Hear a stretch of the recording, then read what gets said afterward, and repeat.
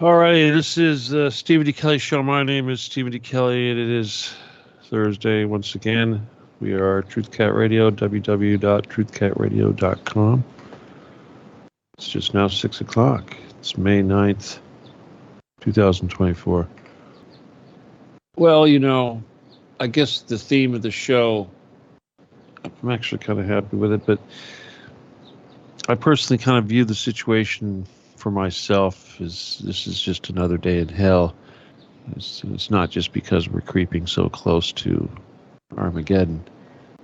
But Armageddon, of course, is what we're trying to avoid, but at the same time, it has a lot to do with the mission, the Occupy the Getty mission. And of course, it's the mission and the constant devotion to the mission that precludes a lot of things that, well, might make life a little bit less of hell on earth, especially when you consider that I spend a lot of time there every night anyway.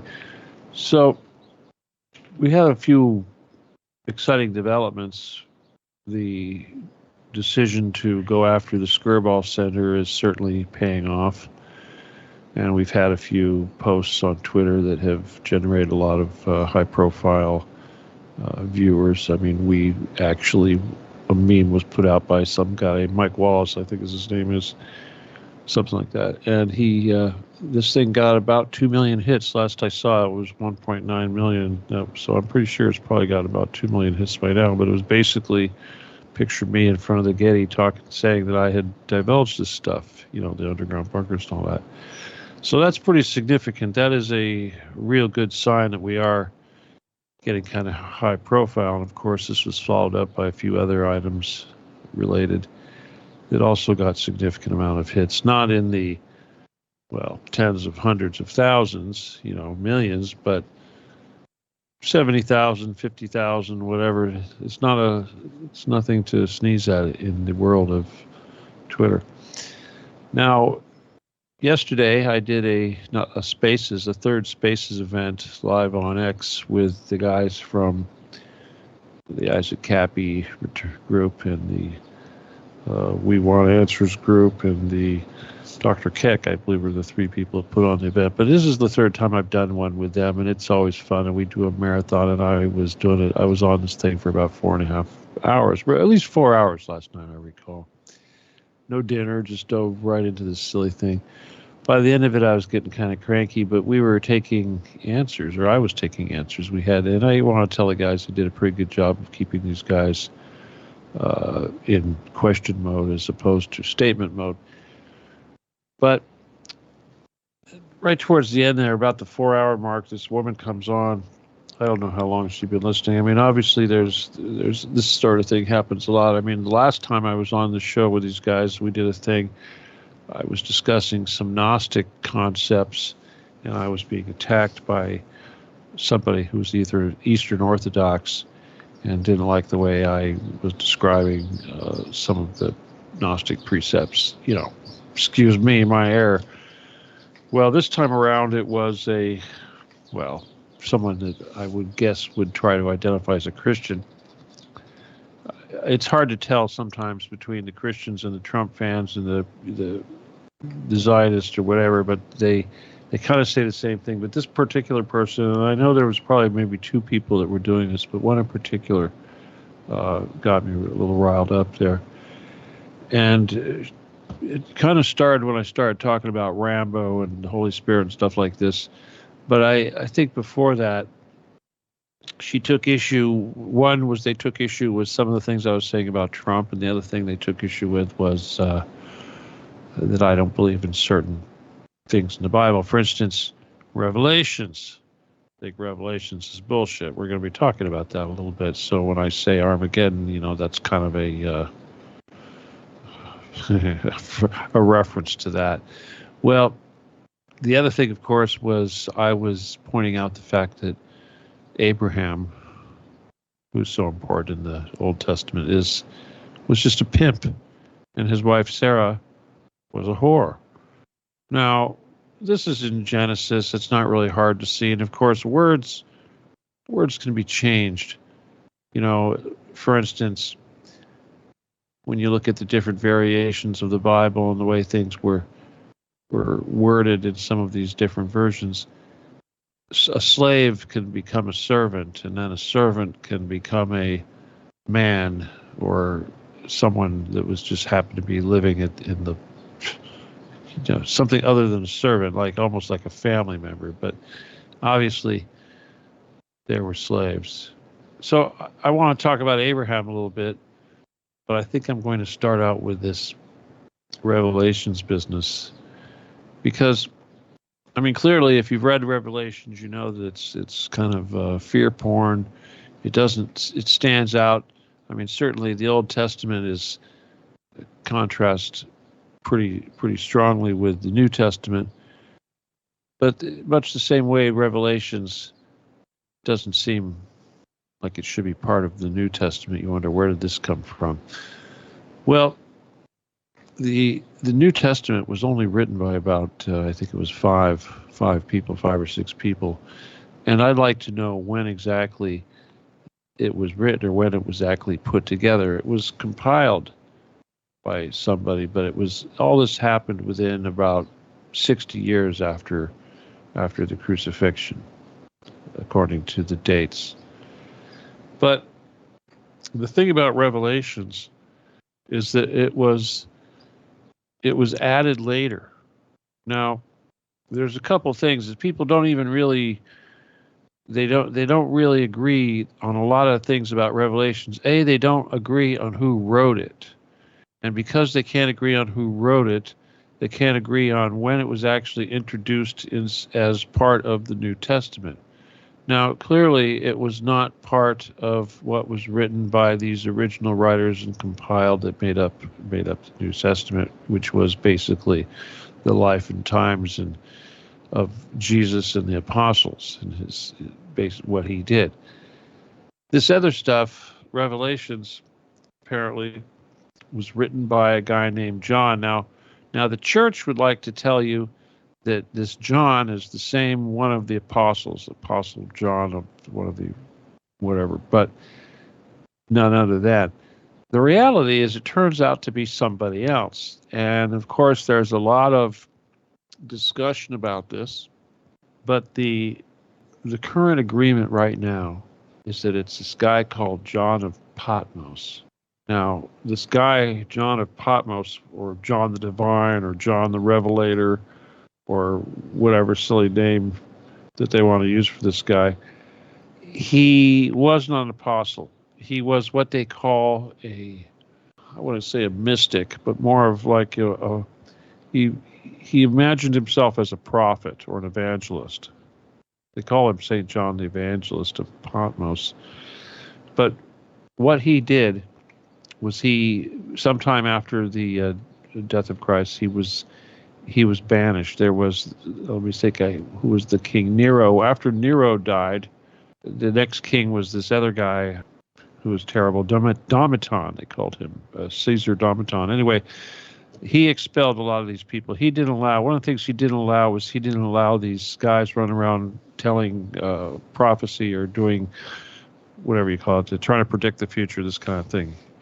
And this is why this guy was cast out. He was sent to this island somewhere in, Patmos. It's called the island of Patmos.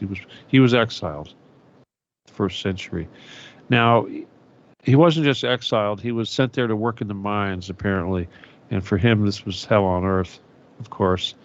But it's here that he said that he was exposed to this dream, or not really a dream, but supposedly an angel appeared to him and took him on a quest where he saw all these things and he described them. And this is, of course, what is the book of Revelations. Now, right away, I have a problem with that. First of all, the rest of the New Testament was supposedly based on the accounts of life and of Christ and who knew him, the people that lived with Jesus, the formation of the group of the apostles and the various sermons and parables and everything that he did, the miracles. This is complete BS. It was concocted by somebody that was not an apostle that they decided to add in later. A wet dream somebody had, a wet dream somebody said they had that they wrote down.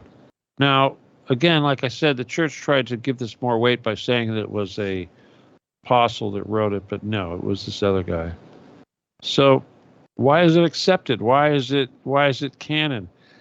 Well, we know right away that all the other apostles were rejected except for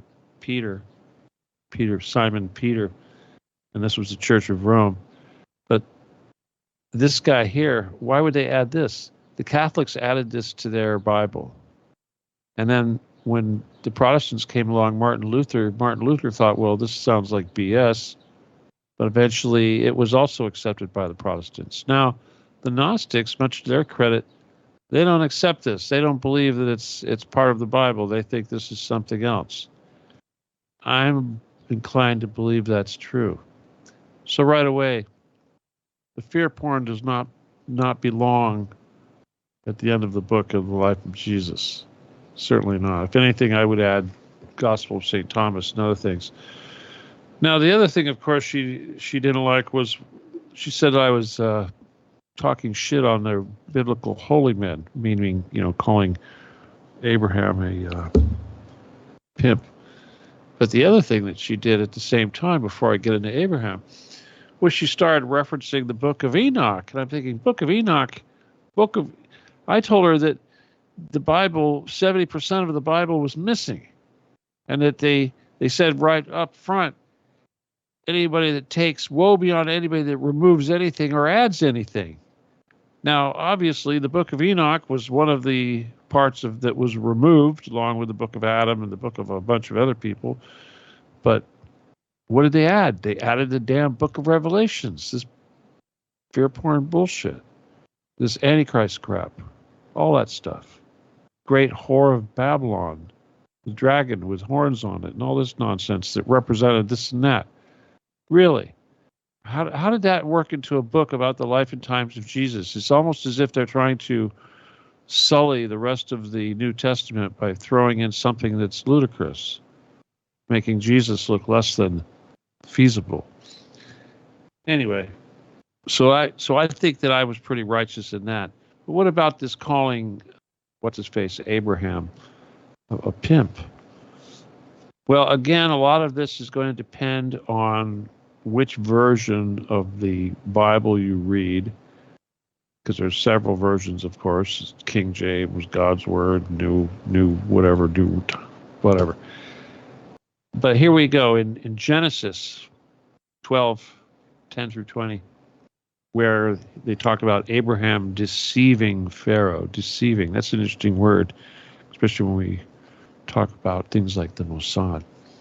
Anyway, there was a famine in the land. Remember, it was the end of the Bronze Age, and there was a whole bunch of vagrants roaming around looking for food. And one of them, of course, was Abraham and his wife Sarah. So, because famine was severe, when he was about to enter Egypt, Abraham said to his wife Sarah, at this time called Sarai, I know that you are a beautiful woman. When the Egyptians see you, they'll say, this is his wife. Then they'll kill me, but let you live. Please say that you are my sister, then everything will be all right for me. Because of you, I will live. When Abraham arrived in Egypt, the Egyptians saw how beautiful his wife was.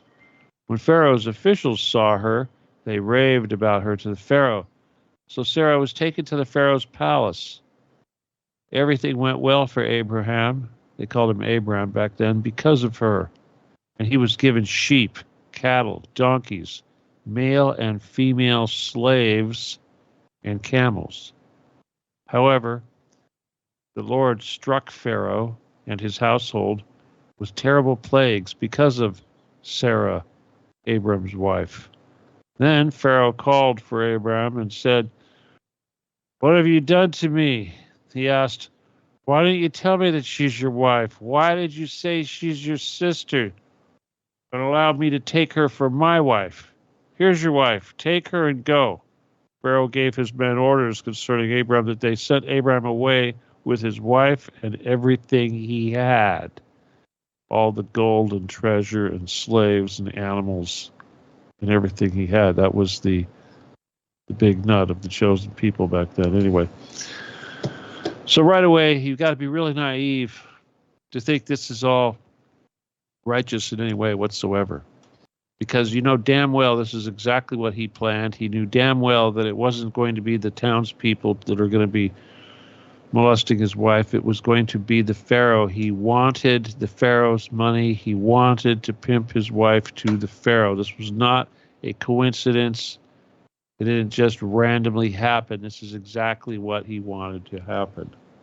And you know, if you continue to read in the Bible, you'll see that this little gig that they did here, when they got all this money and everything out of Pharaoh the first time they did this, they did it again. You know, I mean, I think, you know, you got to remember this woman, Sarah, she was whoring out till she was 95 years old. Now, I know a lot of you people, you're going to think, well, this is ridiculous, but we're going to actually go through a timeline, an actual timeline of the events surrounding Abraham and Sarah, because it's important. One of the reasons why it's important is because I make a lot of mistakes sometimes, like when I talk about this stuff, and like last night, I couldn't remember the name of Sarah's slave, Hagar. I was calling her all kinds of things, everything, Miriam or Rachel or something. I forgot. It's Hagar. And I called his son Isaac. I called him Joshua or something like that. No, it's Isaac. I think it's the first one. Anyway, we'll cover all that stuff. But so yeah, I'm not perfect. I make mistakes. So that's what happens when you're speaking live like this without a script. But so that's the first time that he did this. They did it. They went and did it again. They found a new Pharaoh, and they went and pulled that trick again when she was like 95. She was still whoring. Let's go talk about the life of Abraham here. Now, unlike Noah, Abraham's life is sort of not hard to follow. But the thing is like one of the first things I noticed when I looked at this guy, Abraham, or Abram, when he was born at 1960 BC. Pretty long ago. These guys lived a long time. Remember, the Phoenician dynasty started at 250 BC. This is well before, Israel per se. I mean, Canaan, Israel, what they call Israel was actually Canaan, and this guy lived in Canaan. But he was born to a man named Terah living in Ur in the Chaldees. And he was, let's see, at the time of his birth, his older brother Haran is 60 years old. All right, these guys last a long time.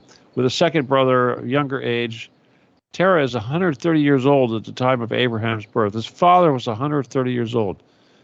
Now, here's the thing that's interesting that they don't mention is that the family into which he is born, it's almost like they're trying to make excuses, was known to worship pagan deities. There it is, Joshua 24:2. Okay. Now, at the age of 200, Abraham's father decided to move the entire family out of Ur after the death of Haran, Genesis 1:28. And this is, by now, Abraham is 70. And his wife and his brother Nahor, his wife, as well as Lot, the son of Haran, and the wife, this is like his nephew.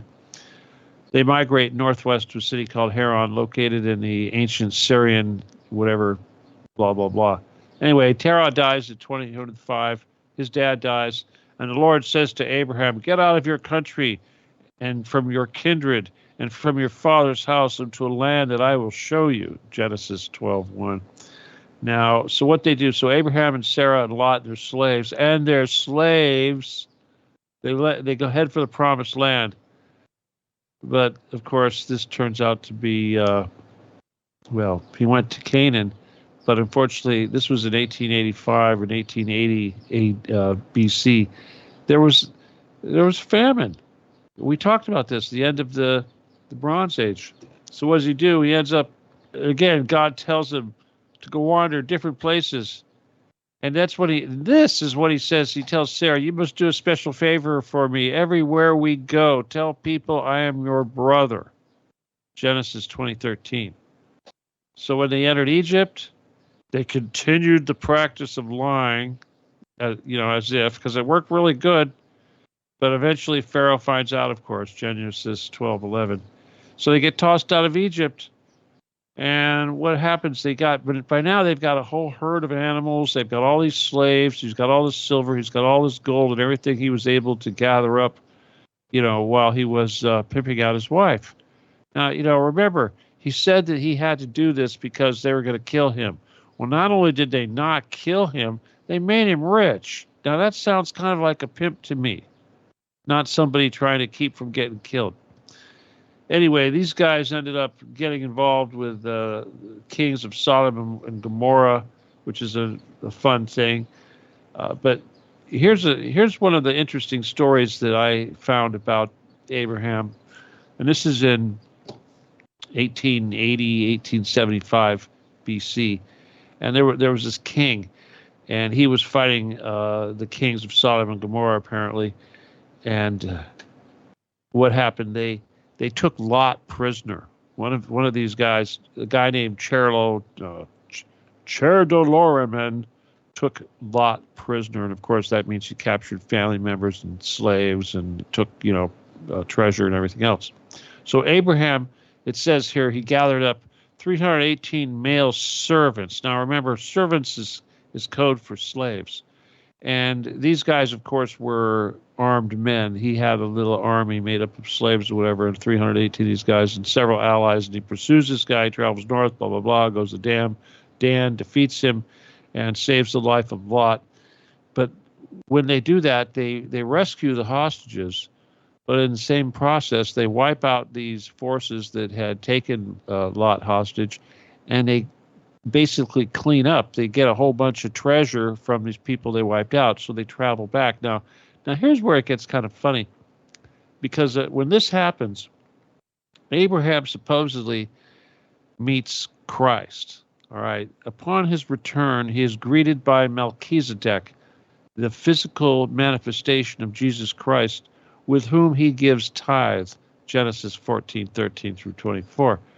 And this is, of course, where he gets promised a son and all this bullshit. But first of all, Melchizedek is supposed to be Jesus. Melchizedek and a couple of angels. This happens in the city of Salem. Maybe we'll get to that. But Salem is supposed to be Jerusalem. Well, first of all, this is before Jesus was born. And here he is supposedly appearing 2,000 years, almost 1,800 years before he was born, along with these angels.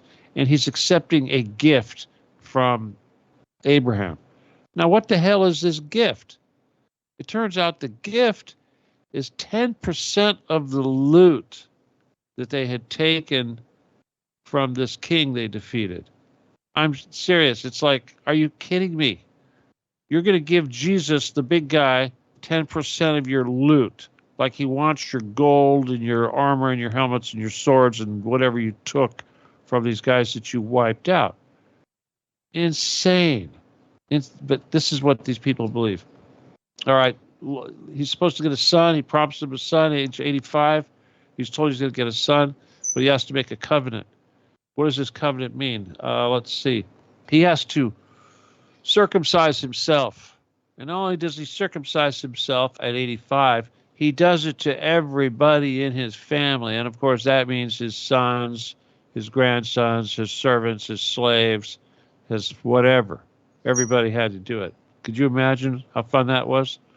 Here's this guy, he just cut himself and, screwed up with his anatomy, and now he's going to do it to you. Come on, get in line. Old man's got his knife all ready to go. Anyway, but so Abraham, so basically, in order for Sarah now is 95 years old, I believe it is, and she says that she takes one of her slaves, which is Hagar, and makes her, no, she's 86. Okay, no. Abraham is 86, okay? So Hagar gives birth to Ishmael when Abraham's 86 years old. Well, apparently what happened was, let's see, okay, now he circumcises himself. Okay, so yeah, Sodom is destroyed. At the age of 99, he's contacted by the Lord. He makes an eternal covenant with him, promising to bless him with a child that he will make with Sarah. So before he even makes his child Isaac with Sarah, he has to cut himself. Very interesting. So in other words, that would suggest that Ishmael was born when he had a foreskin, and Isaac was born when he didn't. Interesting. Let's see. 10 righteous are not found Sodom, let's see, the plain is cauterized from the earth. Okay, heavenly fire. Interestingly enough, that this is the title that we had for that second version of the book. Cities on the Plain comes from Sodom and Gomorrah. All right, so Hagar was actually cast out twice. Now, I didn't realize that. I thought it was more than once, but it was actually twice that she was cast out. The first time was when she first became pregnant, and she was cast out, and then she was also told to go back, and then she continued, put up with it, and then when Ishmael was born, when Isaac was born, Isaac was being breastfed till he was like 3 years old, as was the custom back then. They lived to be like 200 years old, so I guess that's not too weird. But Ishmael was like a teenager, 15, 16 years old, and he was laughing and making fun of this, and this pissed off Sarah. And that's when they got cast out the final time. But the story goes is that, again, an angel came to her and basically told her that to hang in there, and all of a sudden water appeared. They were in the middle of the desert. So anyway, the point is that the reason why is people were asking me, whose side am I going to be on, the Arabs or the Jews? And I'm like, well, the Arabs are the sons of Ishmael, and the Jews are the sons of Isaac, and one of them is the son of a whore, and one of them is the son of a slave. So it's not too hard to see which one's more righteous if you want to, go by that definition. But anyway, that's just a good example of the stuff that these guys just don't see. And let's see, I'll go a little more into the Bible. Okay, the Hagar and Ishmael story, let's see. Well, I pretty much told you this, but yeah, the child grew and he was weaned. They're talking about Isaac. And Abraham had a great feast, but Sarah saw that the son of Hagar, the Egyptian, okay, Hagar was Egyptian, of course, that's because she came from Egypt, had born, was mocking Isaac. So she said, get rid of this slave woman and her son. They will never share. And then here's where the real truth comes in. For that woman's son will never share in the inheritance with my son Isaac. So Abraham was greatly distressed because it concerned his son, but God said to him, okay, this is interesting because we got opposing gods here saying this. Do not be distressed about the boy and your slave woman. Really? God's referring to Hagar as his slave woman? Listen to whatever Sarah tells you, because it is through Isaac that your offspring will be reckoned. They will make the sons of the slave into will be reckoned, will make the sons of the slaves into a nation also, because he is your offspring. All right, so early the next morning, Abraham took out some food, a skin of water, gave him to Hagar. He set him on her shoulder and sent her off on her way. When the water in the skins was gone, she put the boy under some bushes, and she went off and sat down about a bow shot away, for she thought, I cannot watch the boy die. And as she sat there, she began to sob. God heard the boy crying, and the angel of God called to Hagar from heaven and said to her, what is the matter, Hagar? Be not afraid. Do not be afraid. God has heard the boy crying as he lies there. Lift the boy up and take him by the hand, for I will make him into a great nation. Then God opened her eyes, and she saw a well of water. So she went and filled the skin with water, gave the boy a drink. God was with the boy as he grew up. And he lived in the desert and became an archer. And he said, and while he was living in the desert, his mother got him a wife from Egypt. So this was all separate from Abraham. So who's God? Which God was it speaking to Hagar?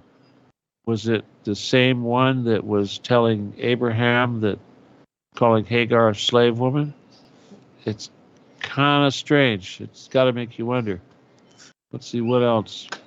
That story about Abraham and Melchizedek is kind of interesting. Here's the story right out of the Bible. This is the New King James Version. When Abraham heard that his relative had been taken captive, he called out the 318 trained men born in his household and went in pursuit as far as Dan. During the night, Abraham divided his men to attack. He rounded them, pursuing them as far as Hobah, north of the Damascus.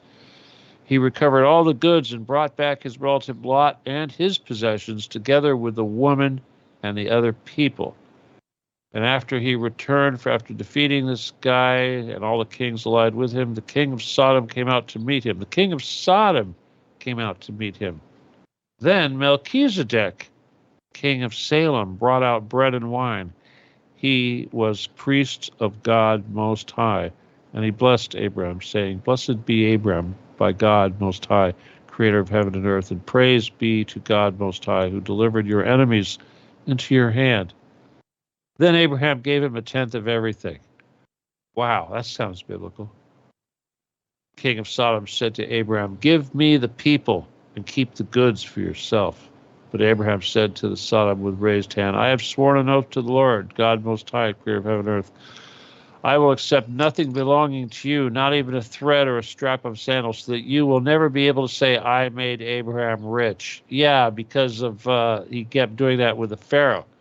I will accept nothing but what my men have eaten and the share that belongs to my men who went with me. In other words, the loot. Okay, so these guys, that's all they really cared about. And Salem, of course, that they refer to in Melchizedek, it's a little bit, they don't really, some people say that it's Jerusalem, other people say that it's a valley. There's mentioned many times, of course, in Genesis, Jacob came to Salem. There's different variations of the word Salem, but that's it. Now, Revelations. Now I want to talk about Revelations. I wanted to talk a little bit about this Messianic age. In the Abrahamic religions, the Messianic age is a Hebrew thing, of course, but they say that this is a future period of time on earth in which the Messiah will reign and bring universal peace and brotherhood without any evil. Now, of course, the Jews figure that this figure has not yet come, and the Christians feel that Jesus has come and that this Messianic age has already started.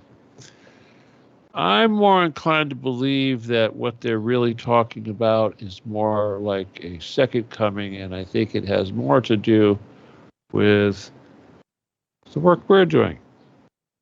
Because obviously, what we're trying to do by ending this Phoenician baby murdering going on and all these other ancient blood rituals and sacrifices, Holocaust, whatever you want to call it, by exposing everything that's under the Getty, we're going to end all of these myths once and for all.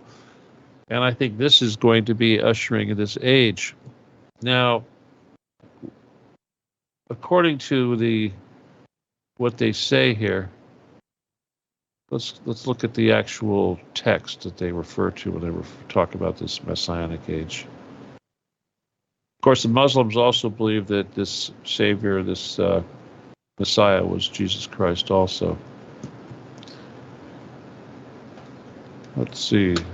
From the Torah, they describe it as, and at that time there will be no hunger or war, no jealousy or rivalry, for the good will be plentiful, and all delicacies available as dust. The entire occupation of the world will be only known to God. The people of Israel will be of great wisdom, and they will perceive the esoteric truth and comprehend their Creator's wisdom, as is the capacity of man, as it is written. For the earth shall be filled with the knowledge of God as the waters cover the sea. Well, again, this is, depending on whose calendar you're using, would determine when this is actually supposed to be happening. And naturally, they figure that they are going to be the ones that are leading this thing. It's interesting when they talk about everything's going to be just peaceful and lovely. But obviously, when they say the goods will be plentiful and the delicacies available as dust, this is kind of what I'm saying is going to happen once we root out these bunkers and basically bring the wealth and technology up to the surface and use it to not just end the crimes, but to bring about this plentiful period. I think this is the real key. So, and the jealousy and rivalry, of course, no hunger, no war. Obviously, this is all the same thing. again, back to this Revelations and back to this concept of an Antichrist, I think that this Messiah, or whatever they call him, let me see what they call Messiah. They call him no, I don't have the word in front of me. But the Hebrew version of the Messiah is what we would probably consider the Antichrist. And I think what's really going on here is that in their intention and what they intend to manifest is they want this end time, they want this period, this messianic period of peace and plentifulness to be under the same sort of wicked reality that they're dealing with right now. They're trying to manage this stuff, and at the same time, by using the language they use, by putting out the mythology that they have put out, such as Revelations, they can cause us to help them to manifest these things to be the way they want. And I don't think it's going to be that way. I think that there is going to be a return. I think that there is going to be a messianic period, but I don't think the elders of Israel or Zion are going to be the ones determining what happens. I think it's going to be the chosen one that gets to do that. So these guys are fools. Can't be any more foolish than these Christians that are spouting this, Bible stuff. I mean, seriously, what could be worse than somebody that's trying to say that the Revelations is somehow biblical and yet at the same time try to embrace Enoch? It's kind of crazy. All right, people, I know that isn't really a whole lot, but that's really, really what I wanted to talk to you about tonight. I am going to do another thing tomorrow, and hopefully the exposure that we're getting, that the mission's getting, that I'm getting, is going to push this a little further, make it happen quicker. It just can't happen fast enough. I know you guys understand what I'm talking about, but it's not fun. There's nothing fun about this whatsoever, and I can just hope that it's going to be over soon. That's really all I can say. Now, I do want to say thank you to everybody that's listening in, that's tuned in, and I also want to especially thank everybody that's been helping me financially. It does. It's very much appreciated. If you do want to help out financially, you've got to use PayPal, and you've got to say friend or family, or I will have to send it back. And of course, if you want any kind of correspondence with me, you want to get a copy of the book, you want to get healing, you want to do whatever, book a show, learn how to be a Jedi, you need to send me an email at law17gun@aol.com. All right. So, as I told the people that were listening last night that didn't really have any experience with the whole Occupy the Getty mission, but they also were victims of this or that, but were focused on the different things, this or that, I told them that the best way to get justice, the best way to end all of these injustices that they've been dealing with, is not to focus on the issue that they are dealing with, but rather this issue, the Occupy the Getty issue. And only then are we going to be able to end this once and for all, and possibly bring back paradise on earth, what these guys may be calling a messianic age. And I think we can do this without any kind of nonsense, Revelations, Armageddon bullshit. Because obviously what they're trying to throw us into, this nuclear war, which we are getting super close to, that is an Armageddon scenario, and there's no reason why we can't avoid it if we work hard and do what we're doing right now. Okay?